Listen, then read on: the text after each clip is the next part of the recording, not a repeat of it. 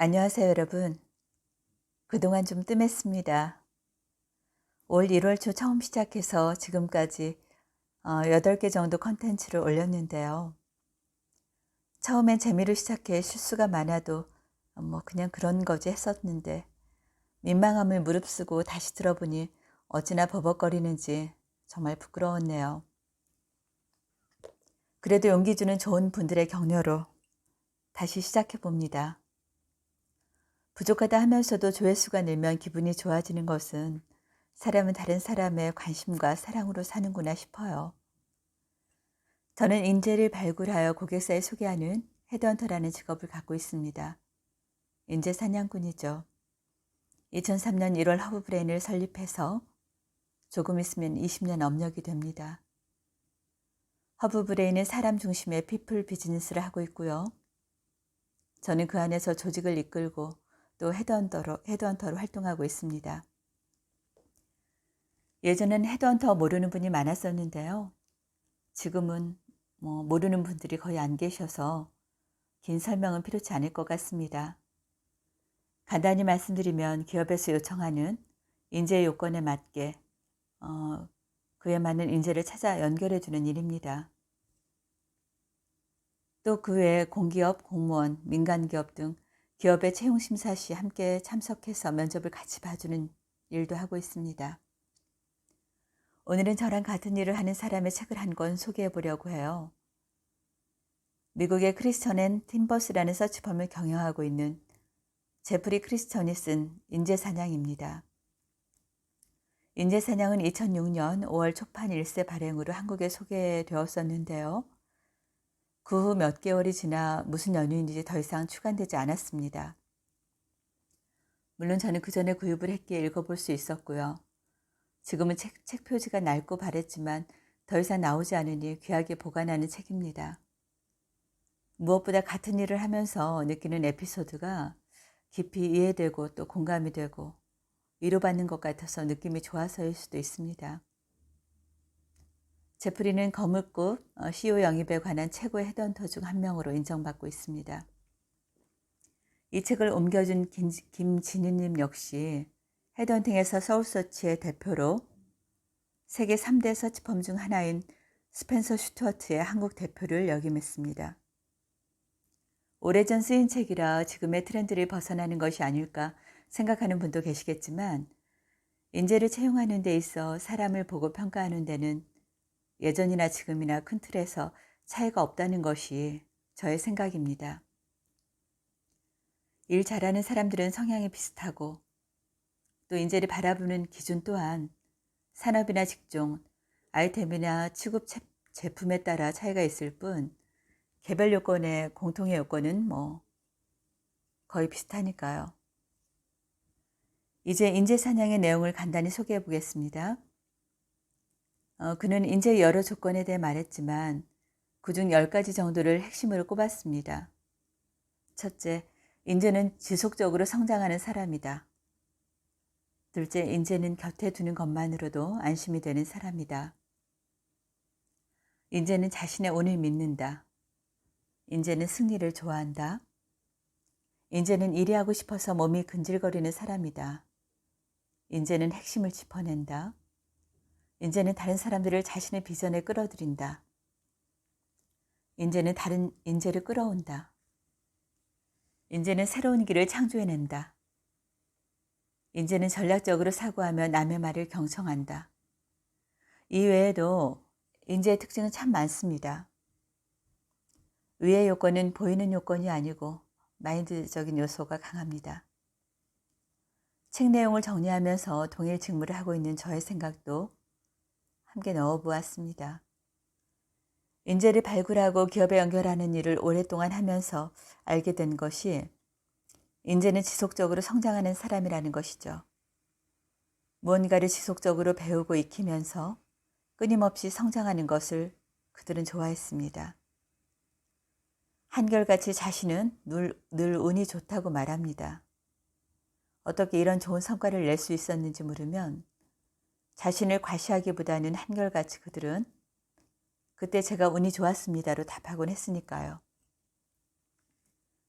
또 인재는 승리를 좋아합니다. 그것이 정량적이든 정성적이든 스스로 승리에 대한 프레임을 만들어 놓고 그 안에서 기뻐합니다. 그들은 누구와 비교하는 것이 아닌 절대적 자기 성취를 즐거워하고 돈이 되지 않아도 하고자 하는 일에 의미와 가치를 두는 경우가 많았습니다. 인재는 일이 하고 싶어서 몸이 근질거리는 사람입니다. 맞습니다. 제가 만난 인재들의 특징도 어느 정도 일이 안정되면 그것을 못 견디는 사람들이 대부분이었고 무엇인가 새로운 시도를 하고 끊임없이 만들어내며 남들이 가지 않은 길에 대해 모험심을 갖고 도전했던 기억이 많습니다. 새로운 직장을 찾아 떠난다는 얘기가 아닙니다. 동일 직무에서도 늘 변화를 추구하며 뭔가를 발견해내 도입해 나가는 것을 귀찮아하지 않았습니다. 인재는 많은 일들 중 핵심을 짚어낼 줄 아는 사람입니다. 소통에 있어서도 요점을 간결하게 말하는 스킬을 갖고 있죠. 또 인재는 다른 사람들을 자신의 비전에 끌어들일 줄 압니다.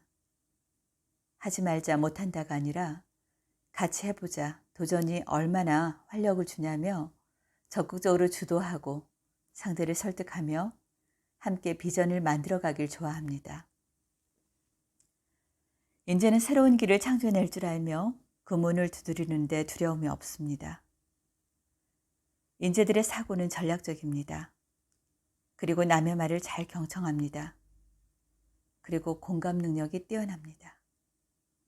내 생각도 잘 표현할 줄 알며 설득도 잘하지만 설득도 잘 당해줍니다. 상대가 원하는 것이 또 필요로 하는 것이 무엇인가를 정확히 알기 때문에 협상이나 조정도 잘합니다. 또 유연한 사고를 갖고 있습니다. 제가 가장 깊이 공감했던 대목은 인재는 곁에 두는 것만으로도 안심이 되는 사람이다입니다. 인재는 어떤 경우에도 함께하는 사람을 안심시키는 사람입니다. 이게 어떤 의미인지 이 내용을 듣는 분들은 다 이해되실 것으로 생각됩니다. 인재는 일을 잘하며 좋은 인성을 가져야 한다는 것, 즉 직무 전문성에 따뜻한 인간미, 인성을 더한 사람이어야 합니다. 이 두 가지를 알아보기에 참 다양한 방법으로 평가를 하는 거고요. 근 20년을 서치펌을 해오면서 정말 셀 수 없을 만큼의 사람을 보고 인터뷰를 했는데 큰 틀에서 정리해보면 인재의 공통된 또 다른 특징은 인재는 늘 학습하고 그에 맞게 지적으로 성장하며 끊임없는 도전과 조용한 열정을 갖고 있는 사람이라는 겁니다. 여기까지는 책에 대해 정리하며 저의 생각을 첨가해 보았습니다. 저는 제 직업이 참 좋습니다. 좋은 인재를 연결해 주었을 때 그들이 기여한 기업의 성장을 보며 또 입사자의 발전을 보며 또 가교 역할을 한 내 자신까지 모두가 윈윈이 되는 이런 서비스를 하고 있으니 이렇게 매력 있는 직업이 세상에 또 있을까 싶거든요. 무엇보다 지식 기반의 일이라 남보다 앞서 정보를 알게 되고 또 트렌드에 맞춰 응용하고 재가공하고 그것을 나누는 일을 하다 보면 이 직업은 정말 흥미롭습니다. 성과가 날 때나 아닐 때나 크게 감정 기복이 안 생기고 또 일이 hil비하지 않으며 오랜 시간 해도 지치지 않는 헤드헌터는 사실 자타가 인정하는 저의 천직입니다. 매일매일 타인의 자전적 에세이를 들여다보며 별도로 책을 보지 않아도 학습도 자기 개발도 되고 경제적인 부분까지 충족되는 참 좋은 직업이에요. 아마도 일을 즐기는 자기 직업에 만족하는 분들은 다 저랑 비슷한 생각이실 겁니다. 오늘은 인재 사냥에 대해 얘기를 하면서 사실 제 생각이 너무 들어갔습니다. 같은 일을 하고 있다 보니 하고 싶은 말이 많았던 것 같아요. 민간기업, 공기업, 크고 작은 기업 모두 우리는 사람과 함께합니다. 사람을 떠나서는 일할 수가 없으니까요. 4차 산업혁명으로 AI가 대체된다 해도 사람이 하는 일은 도태도 되지만 끊임없이 생성되기도 합니다. 기업에 희망을 주고 있는 인재, 우리는 인재를 보는 눈을 키워야 합니다. 무엇보다 그런 인재가 내가 되어보는 것도 괜찮은 가치입니다. 인재는 세 가지 능력을 반드시 갖추어야 하죠. 내 분야에 대한 깊은 지식, 타 분야에 대한 이해와 포용력, 커뮤니케이션 능력이 그 세 가지입니다. 내 분야에 대해 모르면 전문가를 할 수 없고, 타 분야에 대해서는 이해를 안 하고 내 것만 고집하는 사람은 더더욱 인재라 보기 어렵습니다. 아무리 이 두 가지를 잘해도 제대로 전달할 수 없다면 그 또한 인재를 하기 어렵지요. 그래서 커뮤니케이션 능력이 중요한 겁니다. 오늘은 여기까지 하겠습니다.